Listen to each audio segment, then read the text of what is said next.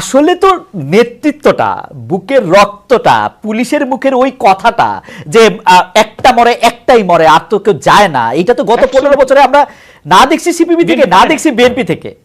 মানে এই ক্রেডিটটা তো ওদেরই দিতে হবে, মানে এটা দিতে হবে না ওদের ক্রেডিট। অফকোর্স ক্রেডিট তো তাকে দেওয়া হচ্ছেই।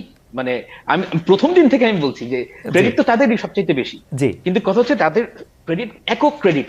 বিএনপি নেতারা নির্বাচনমুখী হতে চাচ্ছেন, বারবার আমি বিএনপির কথা বলতেছি কারণ আপনাকে মানে বিষয়টার মধ্যে একটু প্রশ্ন করার জন্য। বিএনপি যেহেতু এখন প্রধান রাজনৈতিক দল, অনেকে আমাকে এই প্রশ্ন করছেন যে বারবার বিএনপির কথা কেন আসছে, সেই জন্য বিএনপির নেতারা নির্বাচনমুখী হতে চাইছেন। তারা নানাভাবে নির্বাচনকালীন একটা সরকার হিসাবেই ভূমিকা রাখতে বলছেন অন্তর্বর্তীকালীন সরকারকে, যে আপনারা নির্বাচনটা করে দেন।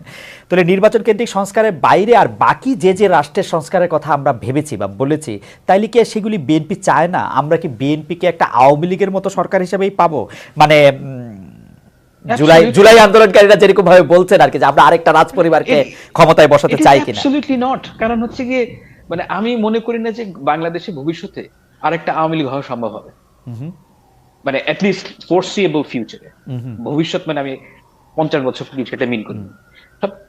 এখানে আপনাকে বুঝতে হবে যে BNP is the biggest part of this as a political party. They are the biggest party of this ছাত্র আন্দোলন। সবচেয়ে বেশি মানুষ মারা গেছে বিএনপি, সবচেয়ে বেশি সময় ধরে। মানে ছাত্র আন্দোলনের কথা যদি বলেন সেটা জুলাই অগাস্ট, কিন্তু গত 15 বছর ধরে সবচেয়ে বেশি যারা কষ্ট করেছে ছাত্র দলের ছেলেরা, যুব দলের ছেলেরা। না, এবং মানে সেগুলি কি কাউন্টেড হবে ফাহাম? মানে সেগুলি তো প্রত্যেকটাই ব্যর্থতার ইতিহাস। এই অক্টোবরেই তো মানে 2টা-4টা বোমা সাউন্ড গ্রেনেড ফোটার পরে পুরো এত বড় সমাবেশ বন্ধ করে বিএনপি চলে গেল। বিএনপি তো আসলে কিন্তু ব্যাপারটা হচ্ছে যে এটার মধ্যে তো অবশ্যই ব্যর্থতা আছে, কোনো এটা অস্বীকার করার কোনো উপায় নেই। কিন্তু দ্যাট ডাজন্ট মিন যে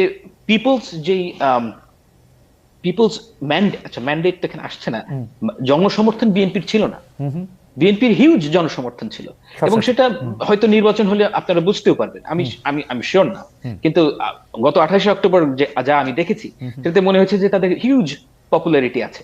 তো কথা হচ্ছে যে তারা তো ফ্যাসিস্ট, তারা আগেও তো কখনো এই রাস্তায় ওঠে নেই, আওয়ামী লীগের রাস্তায়। এবং তারা তো প্রতিবার বলছে যে আমরা তাদের, আপনি যদি 31 দফা দেখেন এবং তারা যেই সংবিধানের যেই পরিবর্তন চান সেগুলো কিন্তু অ্যাকচুয়ালি খুব ভালো। মানে সারা তো প্রমিস করছে জনগণকে যে আমরা এগুলো করব, রাইট। কিন্তু আমার প্রশ্নটা অন্য জায়গায় ফাহাম, মানে রুহিন ভাই আমাদের শুনতেছেন। আমার প্রশ্নটা হচ্ছে যে ছাত্র জনতার যে এই মানে যেটাকে বৈষম্য বিরোধী ছাত্র আন্দোলনকে, যেটাকে নেতৃত্বের কথা বলা হচ্ছে, প্রফেসর ইউনূস বলেছেন যে ছাত্ররা আমাদেরকে চাকরি দিয়েছে, ওইটা যদি ধরে নিই যে ওদের এই আন্দোলনটার মধ্যে সবচেয়ে বড় দল বিএনপি, আপনি এখন বলছেন, অনেকে বলছেন যে আমাদের সবারই তো অংশগ্রহণ করতেছে, আমরাও দাবি করছি আমাদেরও কিছু কিছু কিছু কিছু জিনিস ছিল, আমরা এটা বলছে। কিন্তু আসলে তো নেতৃত্বটা, বুকের রক্তটা, পুলিশের মুখের ওই কথাটা যে একটা মরে একটাই মরে আর তো কেউ যায় না, এটা তো গত 15 বছরে আমরা না দেখছি সিপিবি থেকে, না দেখছি বিএনপি থেকে। মানে এই ক্রেডিটটা তো ওদেরই দিতে হবে, মানে এটা দিতে হবে না ওদের ক্রেডিট। অফকোর্স ক্রেডিট তো তাকে দেওয়া হচ্ছেই। মানে আমি প্রথম দিন থেকে আমি বলছি যে ক্রেডিট তো তাদেরই সবচেয়ে বেশি। কিন্তু কথা হচ্ছে তাদের ক্রেডিট একক ক্রেডিট।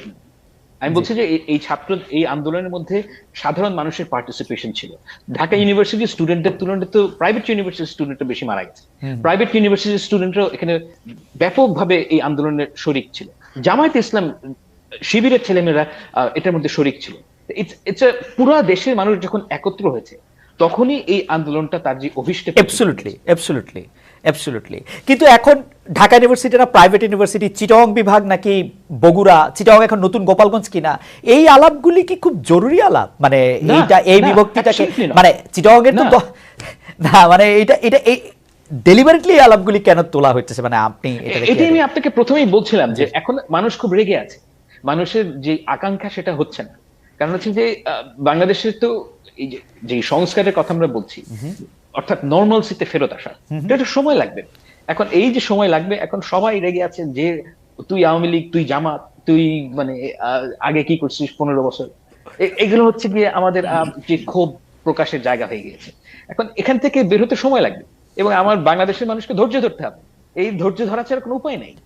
না এটা খুবই ইন্টারেস্টিং। আমি একটু এখানে ছোট করে একটু বলে রাখি, সেটা হচ্ছে যে ধরেন আমার কথা দিয়েই বলি, অন্য কথা দিয়ে, মানে এই জুলাই আগস্ট মাসে আমরা কে কি করছি আমরা জানি না, কিন্তু আমাকে হঠাৎ করে দেখা গেল বিভিন্ন অ্যাভেঞ্জার ক্যারেক্টারে, হ্যারি পটারের চাচার ভূমিকায়, নানা ধরনের কিছু।